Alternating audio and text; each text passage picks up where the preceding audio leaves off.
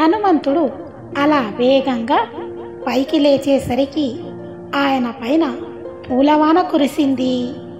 ఎంతో వేగంతో హనుమంతుడు ముందుకు సాగిపోతున్నాడు.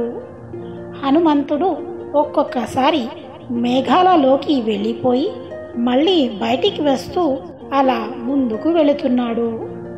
అలా హనుమంతుడు అంత వేగంతో వెళ్ళిపోతుంటే కింద నుంచి సాగరుడు చూసి, సాగరములు ఏర్పడటానికి ఇక్ష్వాకు వంశంలో పుట్టిన సాగర చక్రవర్తి కారణం కనుక, అటువంటి ఇక్ష్వాకు వంశంలో పుట్టిన రాముడి కార్యం కోసం హనుమంతుడు సాగరం మీద నుంచి వెళుతున్నాడు కనుక ఆయనకి ఆతిథ్యం ఇవ్వటం మన ధర్మం అని అనుకొని తనలో ఉన్న మైనాక పర్వతం వంక చూసి, నిన్ను దేవేంద్రుడు ఇక్కడ ఎందుకు వదిలేశాడో తెలుసా?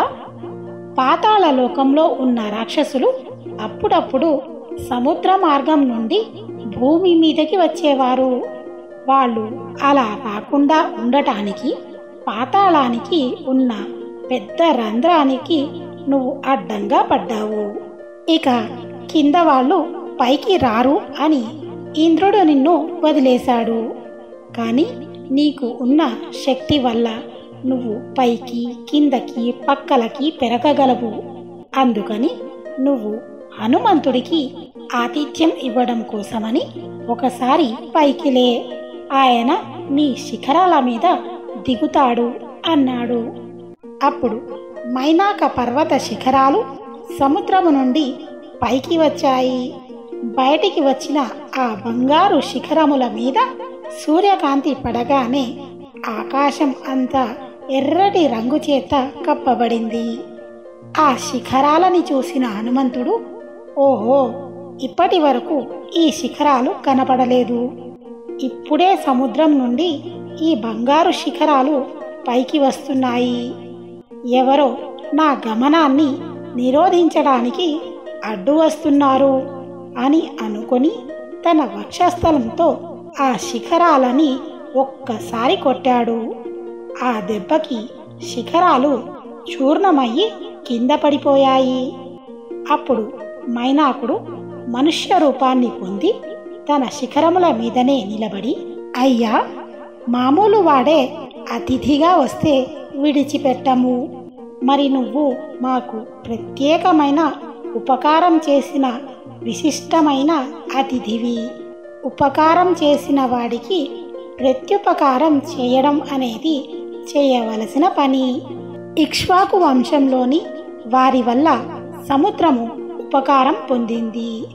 నీ తండ్రి వాయుదేవుడి వల్ల మేము కూడా ఉపకారము పొందాము. అందుకని నువ్వు ఒకసారి నా పర్వత శిఖరముల మీద కూర్చొని కాస్త తేనె తాగి పళ్ళు తిని విశ్రాంతి తీసుకొని మళ్ళీ హాయిగా వెళ్ళిపో అన్నాడు. అప్పుడు హనుమంతుడు ఒక్కసారి ఆ మైనాకుడిని చేతితో ముట్టుకుని, నేను చాలా ప్రీతి పొందాను. నువ్వు నాకు ఆతిథ్యం ఇచ్చినట్టే నేను పొందినట్టే. నా మీద కోపం తెచ్చుకోకు. ఎందుకంటే నేను చేయవలసిన చాలా ముఖ్యమైన పని ఒకటి ఉంది. సూర్యాస్తమయం అవ్వకుండా నేను వెళ్ళిపోవాలి. నేను ప్రతిజ్ఞ చేసి బయలుదేరాను. మధ్యలో ఎక్కడ ఆగకూడదు అని చెప్పి వెళ్ళిపోయాడు. ఆ తరువాత దేవతలు నాగమాత అయిన సురసతో, చూసావా తల్లి, హనుమ వచ్చేస్తున్నాడు. నువ్వు ఒక పెద్ద రాక్షసి వేషంలో వెళ్ళి అడ్డంగా నిలబడి మింగేస్తానని భయపెట్టి ఆయన సామర్థ్యాన్ని పరీక్ష చెయ్యి అన్నారు. అప్పుడు సురస ఒక భయంకరమైన రూపాన్ని పొంది సముద్రం నుండి బయటికి వచ్చి హనుమంతుడితో, నిన్ను దేవతలు నాకు ఆహారంగా ఇచ్చారు. నేను నిన్ను తింటాను కనుక నువ్వు నా నోట్లోకి దూరు అంది. అప్పుడు హనుమంతుడు సంతోషంగా రామకథని సురసకి చెప్పి, నేను సీతమ్మ జాడ కనిపెట్టడం కోసమని వెళుతున్నాను. ఒక్కసారి సీతమ్మ జాడ కనిపెట్టి వెనక్కి వెళ్ళి రాముడికి ఆ విషయాన్ని చెప్పి నీ నోట్లోకి ప్రవేశిస్తాను. కానీ ప్రస్తుతానికి నన్ను వదిలిపెట్టు తల్లి, నేను సత్యమే మాట్లాడుతున్నాను, మాట తప్పను అన్నాడు. అప్పుడు ఆ సురస, అలా కుదరదురా, నాకు బ్రహ్మగారి వరం ఉంది, నువ్వు నా నోట్లోకి ప్రవేశించవలసిందే అని తన నోరుని పెద్దగా తెరిచింది. అప్పుడు హనుమంతుడు తన శరీరాన్ని బాగా పెంచాడు. సురస కూడా తన నోటిని బాగా పెంచింది. అలా ఇద్దరు 100 యోజనములు పెరిగిపోయారు. అప్పుడు హనుమంతుడు బొటన వేలంతా చిన్నవాడిగా అయిపోయి ఆ సురస నోట్లోకి ప్రవేశించి బయటికి వచ్చి, అమ్మ, నువ్వు చెప్పినట్టు నీ నోట్లోకి వెళ్ళి వచ్చేశాను, సరిపోయింది కదా, ఇక నేను బయలుదేరుతాను అన్నాడు. ఎంత బుద్ధిబలంరా నీది! రాముడితో సీతమ్మని కలిపినవాడు హనుమా అన్న ప్రఖ్యాతిని నువ్వు పొందెదవుగాక అని సురస హనుమంతుడిని ఆశీర్వచనం చేసింది. అప్పుడు హనుమంతుడు సురసకి ఒక నమస్కారం చేసి ముందుకు వెళ్ళిపోయాడు. అలా వెళ్ళిపోతున్న హనుమంతుడిని సింహిక అనే రాక్షసి సముద్రంలో నుంచి చూసింది. ఆ సింహిక కామరూపి, ఆమెకి నీడని పట్టి లాగేసే శక్తి ఉంది. అప్పుడు ఆమె హనుమంతుడి నీడని పట్టి లాగడం మొదలుపెట్టింది. తన గమనం తగ్గుతోందని గమనించిన హనుమంతుడు తన శరీరాన్ని ఒక్కసారిగా పెద్దగా చేశాడు. ఆ సింహిక కూడా తన శరీరాన్ని పెద్దగా చేసింది.